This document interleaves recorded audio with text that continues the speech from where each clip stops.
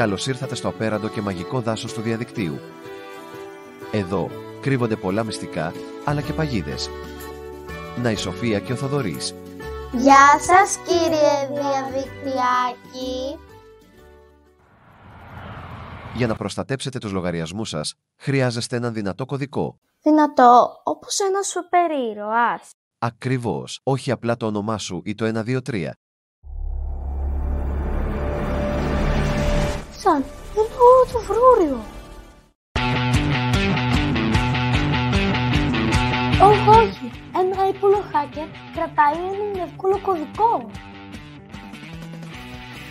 Δεν θέλουμε να ανοίγει τόσο εύκολα τις πόρτες μας.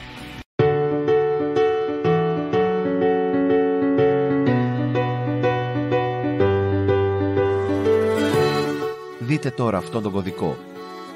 Είναι σαν ένας μυστικός χάρτης και κανείς δεν το βρίσκει εύκολα. Wow, αυτός είναι δύσκολος. Είναι σαν γρίφος. Ακριβώς. Και δεν το μοιραζόμαστε με αγνώστους. Ακόμα κι αν μου το ζητήσει ένα χαριτωμένο ζωάκι. Ούτε καν. Αυτά είναι τα προσωπικά σας δεδομένα.